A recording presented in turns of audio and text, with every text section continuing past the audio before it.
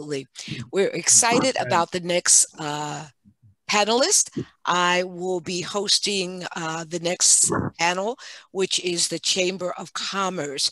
And what we're looking at is COVID-19 pandemic is unprecedented in its global reach and impact, posing formidable challenges to policymakers and the empirical analysis of direct and indirect issues that COVID has posed. Now, one of the critical things that it has posed, like even in New York, that helped to initiate this conversation and the way it addressed the COVID issue around businesses, that in the state that 1/3 of small businesses in New York have indicated that they have exhausted their state and federal resources. So as chambers, we are going to consider how can chambers support or intervene throughout this post-COVID crisis of economic growth. Our guest speaker that will speaking to us will be an overlap on this discourse of economic growth, and that will be Ashnish KR. She is from India. She will be speaking with us, and we're excited to have her with us. How are you, dear? Take it away. I'm fine, ma'am. How are you? I'm well. Shall I start? Yes, ma'am, please. It's all yours. Thank you. Thank you, ma'am.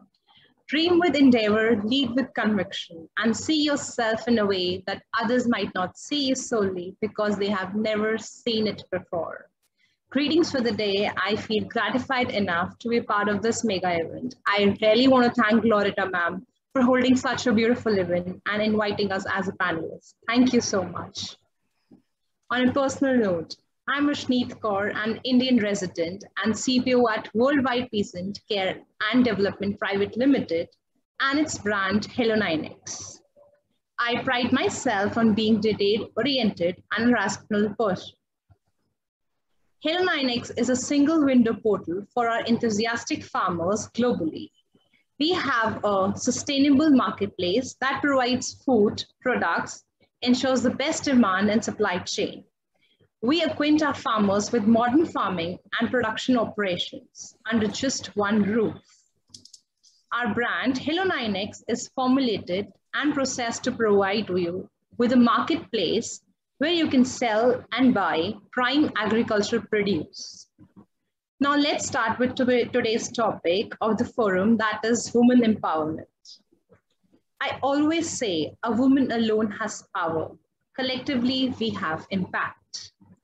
Raising each other and channelizing the power of collaboration is truly how we'll change the pre-existing equation between a man and a woman.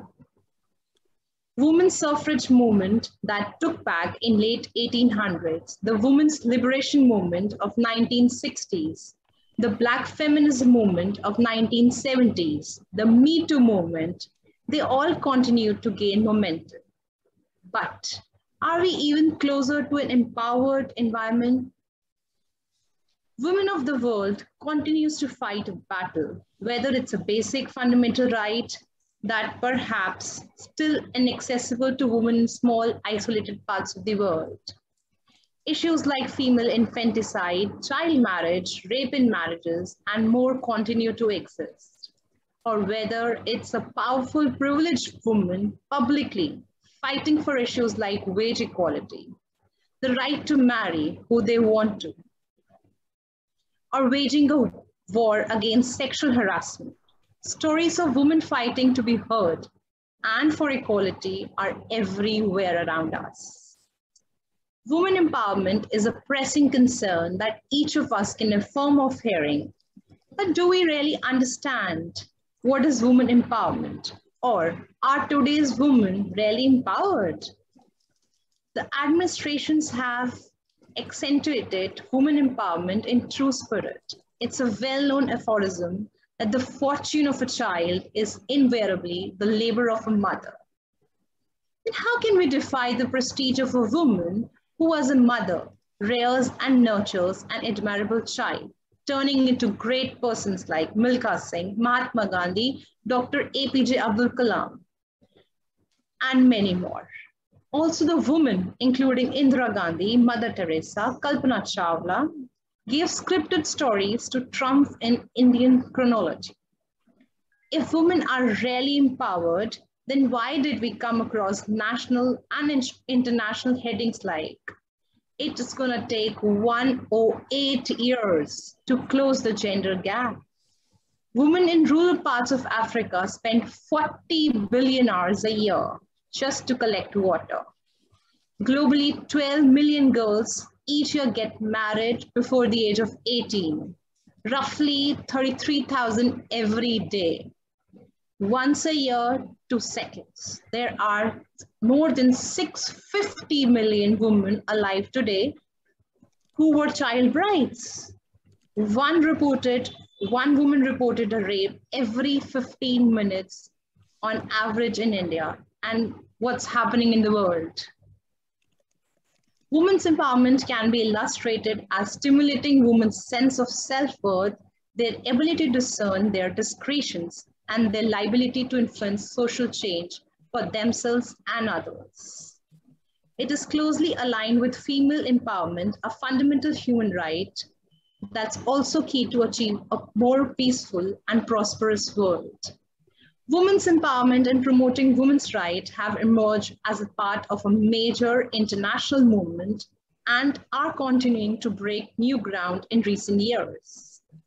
Days like International Women's Days are also gaining momentum, but despite a tremendous deal of headway, women and girls prevail to face prejudice and violence in every part of the world. To remove this, the male chauvinism, we at Hello 9X recon that a woman is not weak and should never be contemplated so, but her natural tenderness and sympathy have too often been fudged as shortcomings. If a woman draws on her strength within, she can become a source of heroism and discrimination. Our male society should sincerely help her realize and acknowledge her latent strengths. We are a female-centric organization with charming women who undertake challenges in the eye and give it a wink. Being every successful woman is a tribe for other successful women who have her back. And I can proudly say that in an organization where I work, it's founded by a female, and she is the one who leads us. The organization is founded by Mrs. Inderjeet Kaur Bhatia. That's her wisdom and courage which has brought us here. For me, women empowerment is not just about instructing women or involving women in the decision-making process. It's about gender equality, validating their thoughts and perspectives, relishing their efforts and decisions, letting them make their own life decisions without forcing them.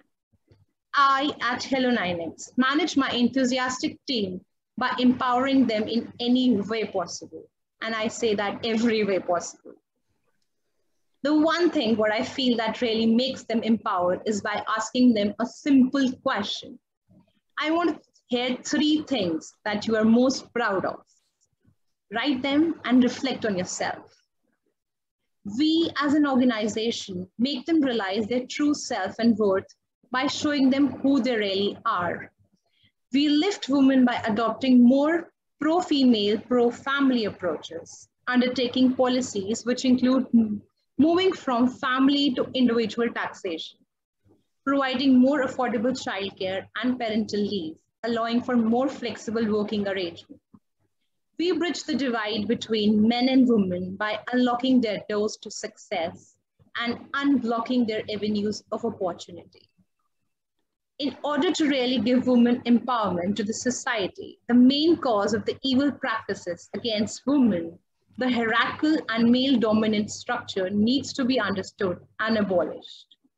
It must be open-minded to reform the old mind of women along with democratic and other legal provisions. In the end, I would like to conclude by saying, I stand by women always, always, and forever. Thank you so much, ma'am. Thank you so very much. That was very powerful, extremely powerful. I like the part that you brought in the aspects that it's gender inequity. And that's a part of the conversation that sometimes get removed. Do we have any concerns, comments, or responses to the conversation?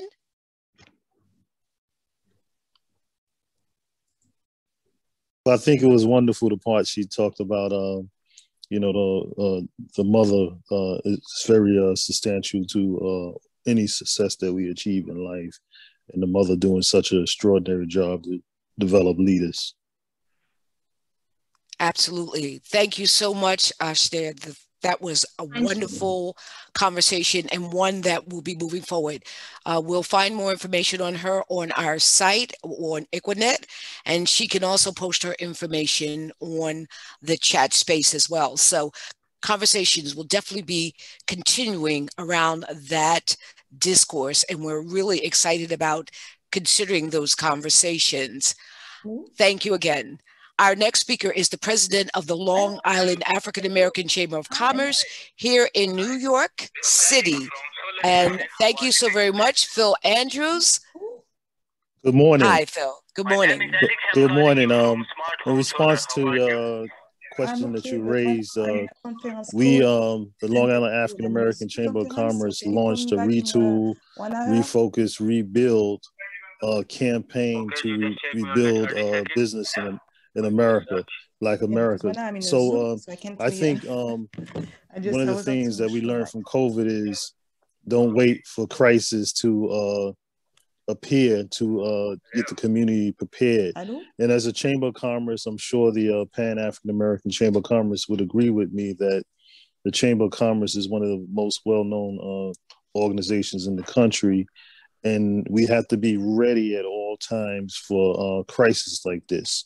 One of the things that we advocate, one of the things that we do is we make advocacy one of our centerpieces, meaning that there is this business. On ira directement d'abord à Chinatown, non? I'm sorry. On va directement à Chinatown faire des courses parce qu'après on peut revenir ici, c'est pas un problème, tu vois? Parce que si on fait le contraire. All right, so you should be able to mute her. Yes, I just did. Thank you. I'm sorry, Phil. Please go forward. Okay, one of the things that we make as our signature piece is advocacy. And when I say advocacy, I'm talking on behalf of the Pan-African American Chamber of Commerce and the Long Island African American Chamber of Commerce. There's this business organization that's out there that's equipped to bring resources to the community. So the larger our voices are, then those resources come to us. During the pandemic, we had things such as law firms saying to us, hey, we want to have a workshop around tenants not being able to be evicted under special circumstances and conditions. And on a regular time, we follow the five pillars of the U.S. Black Chamber of Commerce, chamber development. Now, you know how important chamber development is. Chamber development, our businesses could only be as strong as the Chamber of Commerce. We follow contracting, entrepreneurial training, technical assistance, and access to capital. So these are things that not new things to us. So, and we also tell our businesses, don't wait till you need a loan to apply for it. Learn how to access the system, learn how to work with the Small Business Administration in advance, the SBDC. And one of the things that we've learned is that if we get the word out that there's a valuable organization like the Chamber of Commerce, the resources will come. And many may not know that chambers of commerce are some of the most well-known and long-established organizations in the world. So being that, we have to be very equipped as a Chamber of Commerce. And going forward, what we did this year was we partnered with a bank. One of the top 5 lenders in the country reached out to us, Customers Bank, and said, we want to partner with you to make sure we reach the underserved community. So that's why it's so important for us to really keep that voice out there as a Chamber of Commerce, because I do believe that when business people come together, if nobody could do it, business people are very special. They have vision, they are problem solvers, they know how to look under a problem, over a problem, around the problem, and they also have a history of being innovators. So business is as a chamber is a body. When you got all of this intellect coming together, you know. And this is just a challenge for us globally and locally to really come together in a way that we've never did it in the past. And we're finding that too, for the people of color, this has been a unique opportunity. There's been more access to capital. There've been more corporations coming on board. So this is our shining moment. But in your shining moment, you have to be prepared. And that's what we're telling the businesses and the chambers of commerce. We have to be prepared. So COVID is actually, it was a good test for us to learn how to access some of these programs. And many people don't realize that, you know, PPP gets a lot of attention, but it's not the only emergency program. You know, during the time of Sandy, the same thing. The SBA came to the aid. They had loans. I was the president of 100 Black Men. We was able to get our building restored to its original through government backing. So the government backs loans and many times in the form of crisis, because we got to get the country back and running. And I'm sure this is the same problem all over the world when things like this happen. How do we get the engine working? But one of the ways to get the engine working always is to develop great chambers of commerce like the Pan African American Chamber of Commerce and the Long Island African American Chamber of Commerce. Wonderful. Thank you so much. That is quite informative, and a lot of people don't really know that there were systems in place prior to COVID in New York. And like you stated, the experience came from Sandy. We understood the impact of Hurricane Sandy. Are there any questions, comments, or concerns we'd like to extend to Phil? Okay, great. Well, Phil put his information on chat, please. Feel free to reach out to him. He is a wealth of knowledge and information. He's my go-to. Whenever I've got a question, I reach out to Phil because I know he has an answer for me, and I'm excited about that. So thank you very much for your time, Phil. Our next speaker is Deirdre Watson. She's coming from us from Johannesburg, and she is the project team leader for Burl Group, as well as the American Arts Chamber of Commerce. Deirdre? There you are. Yeah, thank you so much, Loretta. Thank you so much. Yeah, good afternoon from my side, but good morning to you. I'm sure it's still good morning there. As Loretta just mentioned, representing the newly established American Arts Chamber of Commerce, and secondly, also coming to you as an entrepreneur, because that is the perspective I'll be talking, you know, from. For 12 years running, I had my own creative agency and fashion range, you know, and also just asking the question how we can truly make a change by being creative. And then thirdly, running the projects team as an executive at Burl Group. It's a Black-owned company, and actually our focus is on entrepreneurship and how we can advance entrepreneurship on the continent to truly make economic, you know, change on the continent. So my topic would be, in terms of the chambers, also just looking at the role of entrepreneurship and the community. And the topic is, what does it mean to be a global entrepreneur in a disrupted world? And how can we be impactful economic change agents working together in this new era? So from the outset, I'm not going to try and say that we have the answers to these questions, but I think it's a very good place to have these robust conversations and asking these questions to really become the change agents in this disrupted world. We're making statements of being global entrepreneurs and being impactful. I think I'll just have to go back to defining some of these concepts, as globalization is the macro concept, and also the role of innovative entrepreneurship in economic development, dismantling the cause and effect, if you want, and in so doing, starting the process of reconstruction, because I think we are in such a time where we actually have the opportunity to reconstruct entrepreneurship and what we want to see in terms of change. A global entrepreneur seeks out and conducts new and innovative business activities across national borders. As we know, these activities can consist of, you know, exporting, licensing, and so forth. The parameters of globalization can already be picked up in this statement. The concept of globalization is further explained. It is the world economy which we think of as being globalized. We mean that the whole of the world is increasingly behaving as though it were part of a single market, with independent production, consuming similar goods and responding to the same impulses. So why I'm regurgitating these things? Because I think we have to understand the environment we are working in, and actually how COVID also came and impacted such structure that we are part of. Technological progress is the key driver and cause of globalization, as it's also impacted the cost and speed of travel and communication of information. Did this affect to a lesser or greater power us as entrepreneurs? Did it give us more power or less?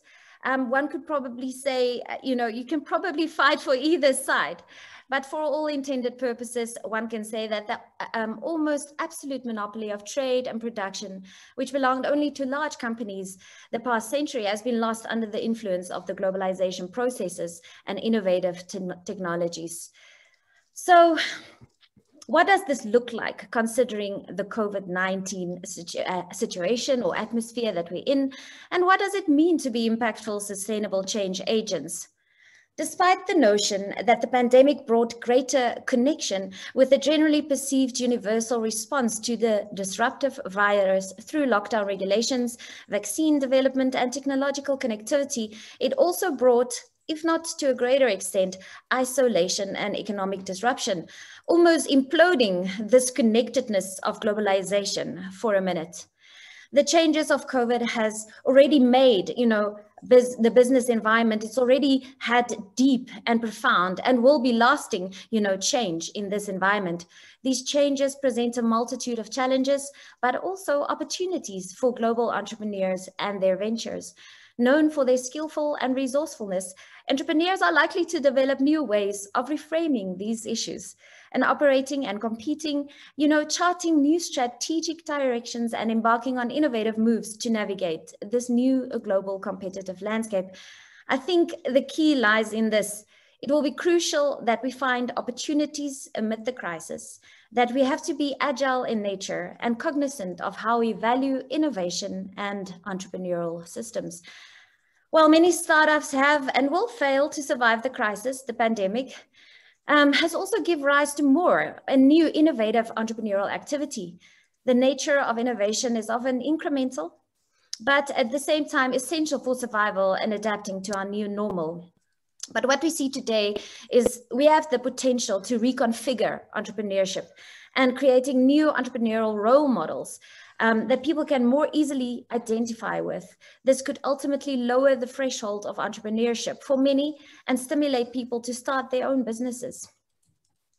We might not have all the imperative and empirical data to show the fact that entrepreneurship can have economic, that we can be economic change agents and truly impact economic growth, but we can become that bridge as, chambers, as entrepreneurs, as businessmen and women.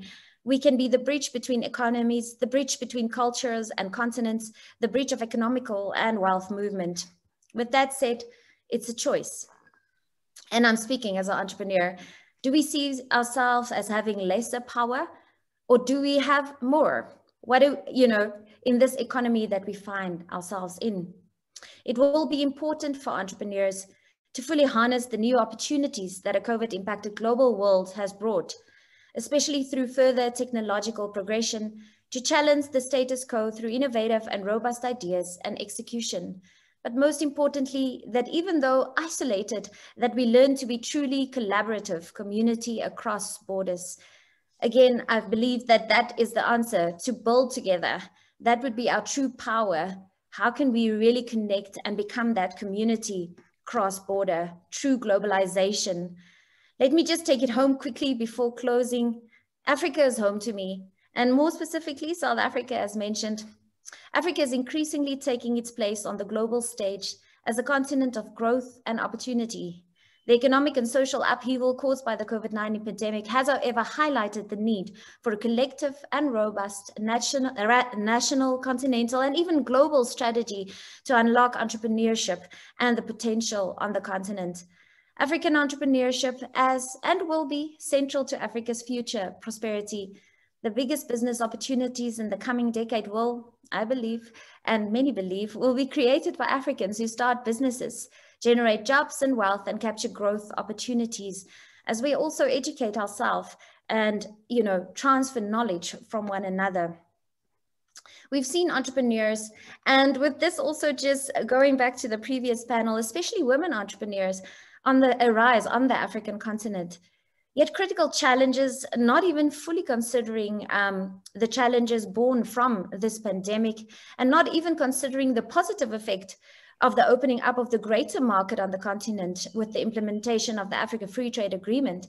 Challenges remain in Africa, particularly the need to create significant number of jobs for the continent's booming population, and the need to build homegrown business leaders able to access global markets and drive growth in a sustainable and inclusive manner.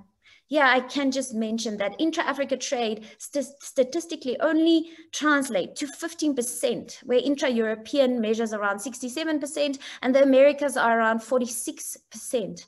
How can we change this and also become a global player? I believe through global collaboration, we can build an environment that identifies and cross-pollinates grassroots innovation across Africa, sparking intra-Africa trade and accelerate the success of the business ideas. It will also promote the role of African entrepreneurs within the global innovation network and put African innovators front and center on the global stage. As mentioned, such endeavors cannot exist in a vacuum. African entrepreneurs can change the world. And this time, let's give them a platform. Let's be part of and affect sustainable change, be a true global community. I think we have the power to do this. What might feel like a time of being powerless as businessmen and women, as entrepreneurs, we have the power to impact our communities. Let's start there, our countries, our continents, and the globe. For this to become a reality, however, we certainly need more of these conversations where we open up, where we really understand each other, where we start to understand ourselves as people, as nations, the differences that we have, the similarities that we have. That is where it becomes a reality for us. It's only through partnership and collaboration, harnessing each other's strength and harnessing knowledge from each other, that us as global entrepreneurs, we will be able to be sustainable and impactful in our endeavors to build a greater and inclusive world economy through the establishing of an integrated solution that plays the convergence of people, funding, and currencies, where we share technology, data, skill, content, and knowledge. The nations are awaiting the bridge builders of trade and commerce, of skill and resource, of wealth. So I just want to thank you for the opportunity that I could share these thoughts with you today. Thank you. Thank you so much, Deirdre. Powerful, powerful. Are there any questions, comments, concerns that one would like to address?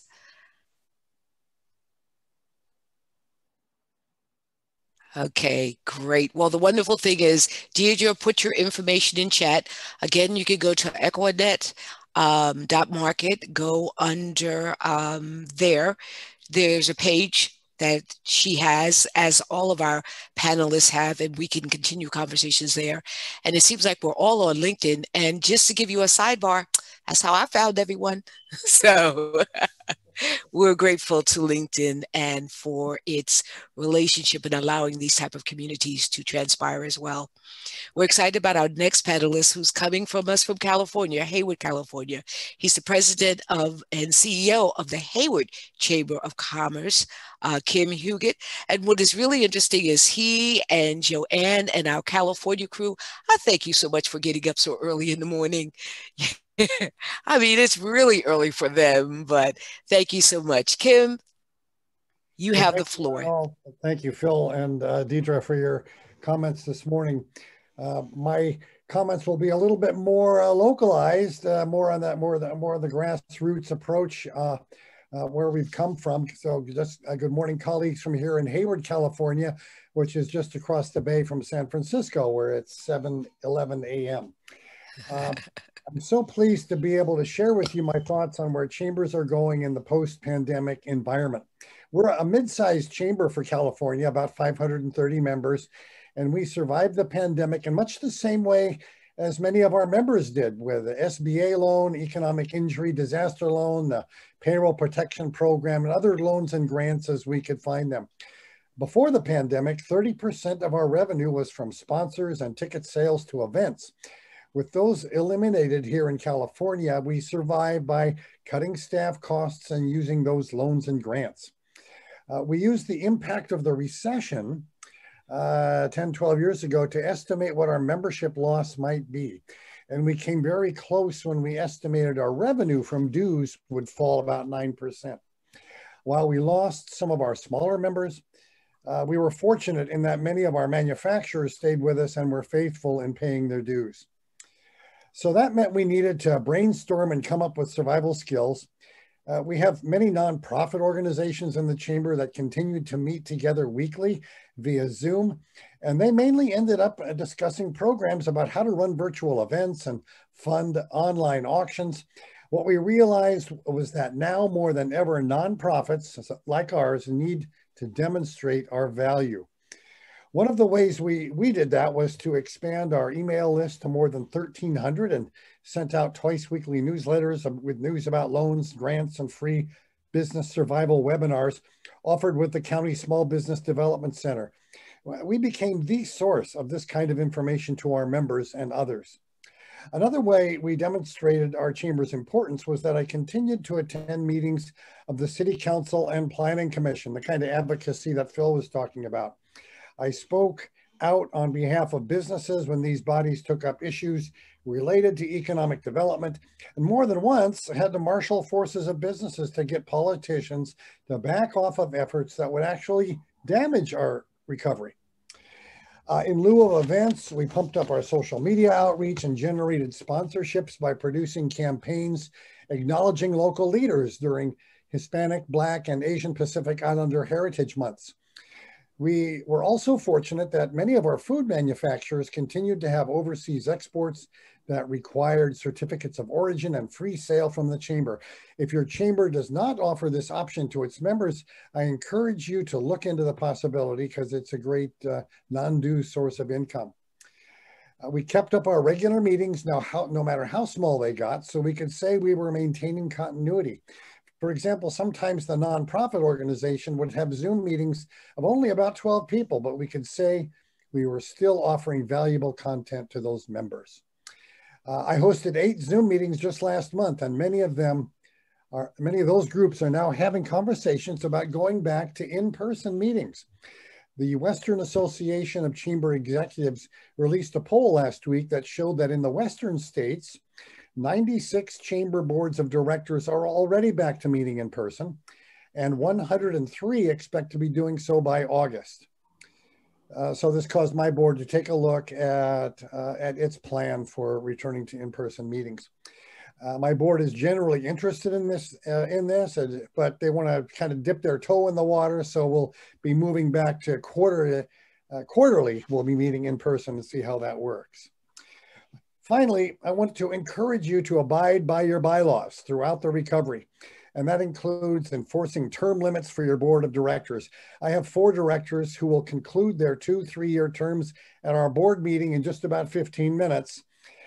I found replacements representative of the diversity of our community, ethnically and by business size. This is a profound statement to your members that the work of your chamber goes on. Your members, your boards, and your communities are lucky to have you helping them through the pandemic and now into the recovery period. Continue to remind them how important you are to the community and the members you serve. And thank you for the opportunity to speak to you this morning. Thank you so very much, Kim. I know that it has been a challenge for him because he has got to go. I respect that. Totally understand that. Are there any questions or comments? He did post his information where he can be reached. And again, on Equinet, our page, there's opportunities for you to reach out to him there as well. I would just like to say that, first, I'd like to say he did a great job with his presentation. And also, you know, there's a lot of talk around a hybrid approach, continuing the digital aspect along with personal meetings. We saw it as an opportunity to increase our market size and serve more people. Absolutely, absolutely, absolutely, Phil. What we're doing here with PACC USA, because it is an international chamber of commerce, hybridity will always be a part of our relationship. It allows us to connect and create and continue alliances across the globe since South Africa is a big distance from me. I just can't drive there. So Zoom works well. Zoom works quite well. And thank you so much. Thank you, thank you, thank you. Our final panelists for this particular aspect of discussion on the Chamber of Commerce and the work that people are doing around chambers is Karan Singh Bhatia. He is actually a board director for the Punjabi Chamber of Commerce here in New York. And he's also in India now doing great work with his organization, Halo 9X. So we'll take it away. Thank you, Loretta. Thank you, Loretta, for giving me such a wonderful opportunity to speak in front of everyone. Good afternoon, everyone. Presently, I'm in Ghana, and good morning, everyone who is in the eastern part, and good evening to everyone who is in the western part. Okay, so first of all, whatever everyone is speaking over here, I truly respect them, and that's a great idea. But personally, I believe that having these kinds of conversations are good, but most important is to have implementation, a proper implementation on these ideas. Yes. Okay. Now let me give you a brief intro about myself. My name is Karan Singh Bhatia. I'm a board director for Punjabi Chamber of Commerce, New York. I'm a CEO of Worldwide Peace in Care and Development Private Limited and its brand Hello 9X. Now, when you say the name represent Worldwide Peace in Care, as an entrepreneur, I just wanted to solve a problem which is related to agriculture.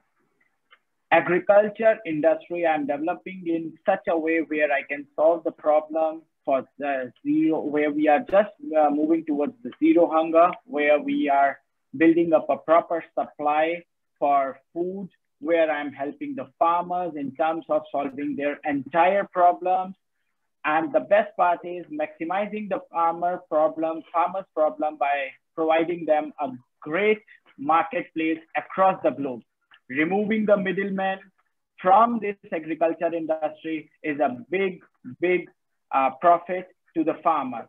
Working on the development of these small-scale farmers, providing them with a fresh drinking water supply, electricity, and all those things which these societies are being cut down from the global world. As we know, that farming is not an easy job. So what we are trying to do is we are just trying to help the farmers with machines. We are helping them with the education. We are helping them to know what is the basic fundamental of farming. If they are spending like 8 hours a day in farm, what they are getting at the end of the day. So we are turning them as entrepreneurs. Like Ms. Watson said, we should come up and bring the people to know what they are doing and what they are getting back. If personally we can solve the problem of all these people who are deprived from the modern world, we can come up and we can solve all these problems. I'm sorry to say this, but nowadays, multi-billionaires and trillionaires are working up on establishing the societies in Moon and Mars. Our vision is a little different. I'm working on a sustainability of those societies which already exist in this globe. Who have seen in next 50 years where the societies are going to be established in Mars? I think we are not there to see those things. But presently, we are there to help our brothers and sisters which are in need. Like Ms. Ashneet told me that for these women, we have developed a platform where we are giving the 40% of employment only to women, so that we want the women to come up, take the charge. Since we know that women is the backbone of a family, similarly, we are bringing women up, and bringing them up is a backbone, making the society, they can bring the changes in the society. This is what our vision is. Now, coming up to the next point, our main focus is to save the African culture from being overtaken by these Chinese and Chinese people across the globe. Now we are seeing in African countries, a lot of Chinese companies are there, which they give the small funds, and now the governments are not able to return those funds, and they are trying to make them the country's slave. So coming up over there, coming up on a ground reality, we are taking some actions to build a proper supply chain where we can grow in Africa and we can supply the food in various parts of the globe where they can't grow. This is what we are doing. Thank you so much.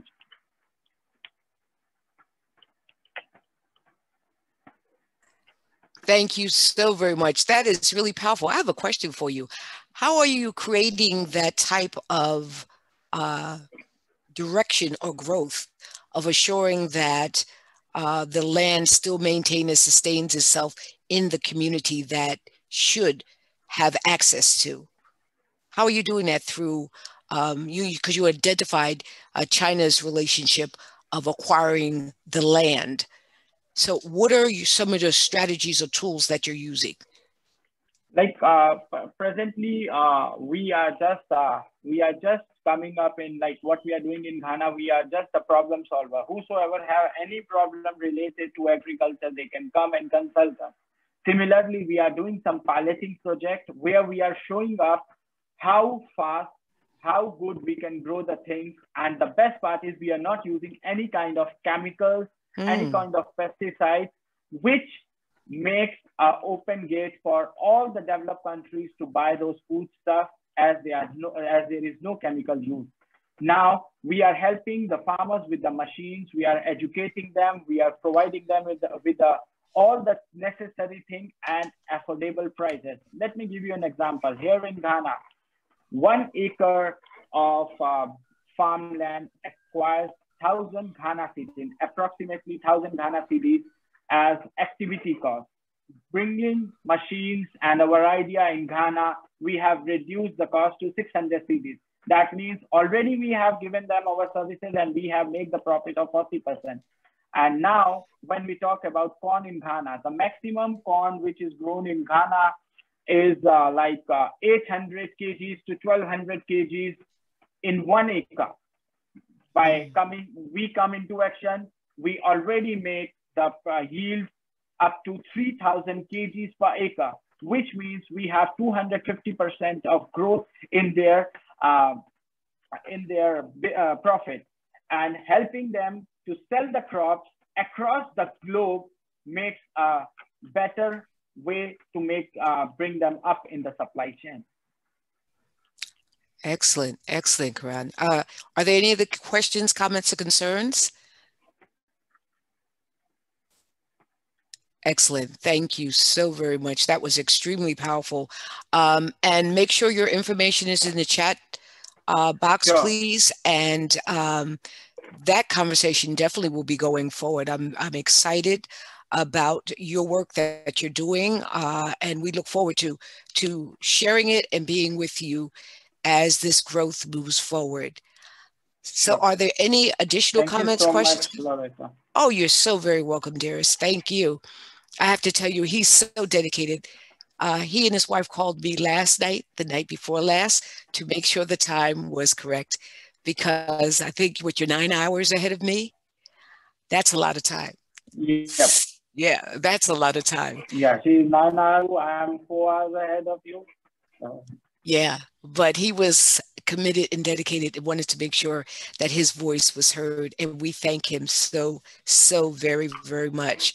That concludes the Chamber of Commerce conversation.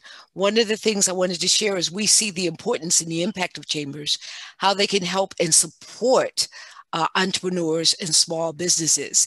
I would highly recommend that if you have any inquiries, comments, concerns, or how to grow your business, by all means, reach out to your local chamber, but you could also reach out to the chamber members here on this panel, as well in your community, and establish your growth and your economic sustainability as we move forward. Thank you very much.